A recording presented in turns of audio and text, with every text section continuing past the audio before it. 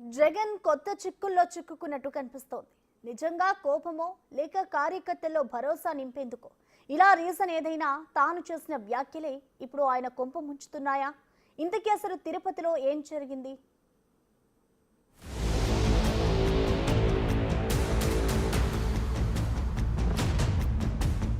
హద్దు దాటితే వదిలేది లేదు. తప్పుడు కేసులు పెడితే చెల్లించక తప్పదు మూల్యం. ఇలా కాకీలకు అల్టిమేట్ వార్నింగ్ ఇచ్చారు మాజీ సీఎం వైసీపీ అధినేత వైఎస్ జగన్. బట్ ఆయన చేసిన వ్యాఖ్యలు ఇప్పుడు తీవ్ర దుమారాన్ని లేపుతున్నాయి. ఏకంగా ఆయనపై కేసులు నమోదు చేసేందుకు కారణమైంది. ఇంతకీ ఇంత దుమారం రేపేలా ఆయన చేసిన వ్యాఖ్యలేంటో చూద్దాం. ఎల్లకాలం ప్రభుత్వం ఉండదు, జమిలీ గిమిలీ అని అంటున్నారు. అధికారం కూడా తొందరగా కూడా పోవచ్చు, లేకపోయినా ఉండేది ఇక 4 ఏళ్ళే. దాని తర్వాత మళ్ళీ మా ప్రభుత్వం వస్తుంది. మీరు చేసిన ఇల్లీగల్ యాక్టివిటీస్ని దగ్గరుండి బయటికి తీస్తాం. ఏదో రిటైర్డ్ అయిపోయి వెళ్ళిపోతారు అనుకుంటున్నారేమో, రిటైర్డ్ అయిపోయినా పిలిపిస్తాం. లేకపోతే తిరుపతిలో ఆయన సుబ్బరాయుడు ఉన్నాడు, చంద్రబాబు నాయుడు తెలంగాణ నుంచి తెచ్చుకున్నాడు డెప్యుటేషన్ మీద. ఆయన ఏదో డెప్యుటేషన్కి మళ్ళీ తెలంగాణ వెళ్ళిపోతాను అనుకుంటున్నాడేమో, తెలంగాణ నుంచి మళ్ళీ పిలిపిస్తాం. 7 సముద్రాల అవతలున్నా కూడా పిలిపిస్తాం. ప్రతి పోలీస్ ఆఫీసర్కు చెప్తా ఉన్నాం, చూస్తూ ఊరుకోం. చట్టం మీద చట్టం దగ్గర దోషులుగా నిలబెడతాం. తిరుపతి ఎస్పీ సుబ్బారాయుడును టార్గెట్ చేస్తూ జగన్ చేసిన వ్యాఖ్యలివి. రిటైర్ అయినా వదిలిపెట్టాం, తెలంగాణకు వెళ్లిపోయినా తీసుకొస్తాం, ఎలాగైనా మీ అంతు చూస్తామంటూ బెదిరించేశారు జగన్. అయితే ఈ వ్యాఖ్యలపై తిరుపతి ఎస్పీ రియాక్ట్ అయ్యారు. సార్, మిమ్మల్ని ఇలా బెదిరిస్తున్నారు అని ప్రశ్నించగా ఆయన మాత్రం చాలా కూల్గా రియాక్ట్ అయ్యారు. All India service, Indian police service సంబంధించిన అధికారిని. నేను నేటివ్ ఆఫ్ ఆంధ్రప్రదేశ్, అనంతపూర్ జిల్లా. నాకు వెంకటేశ్వర స్వామి దగ్గర సర్వీస్ చేయాలని ఒక మంచి ఆశతో ఇక్కడికి రావడం జరిగింది. ప్రభుత్వం నన్ను ఇక్కడ అపాయింట్ చేసింది. నేను తప్పకుండా చట్ట ప్రకారమే ఉద్యోగం చేయడం జరుగుతుంది. అందుకే నేను రాజకీయాలు మాట్లాడదలుచుకోలేదు.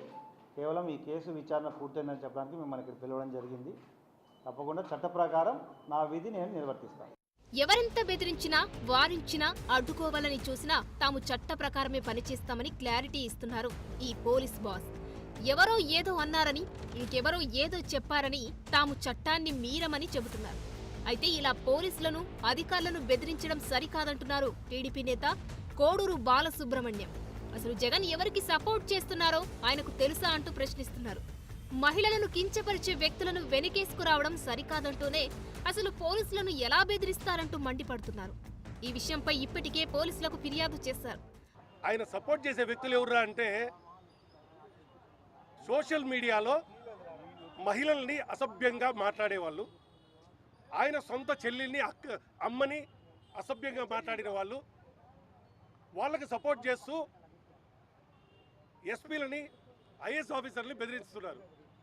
మీరు ఎక్కడి నుంచి వచ్చారో అక్కడికి మిమ్మల్ని అక్కడి నుంచి తీసుకొస్తాం, 7 సముద్రాలు దాటైనా తీసుకొస్తాం అంటున్నారు. జగన్మోహన్ రెడ్డి గారు, మీకు తెలియని విషయం ఏంటంటే, మిమ్మల్ని ప్రజలు ఆ 7 సముద్రాలు దాటి విసిరేసేశారు.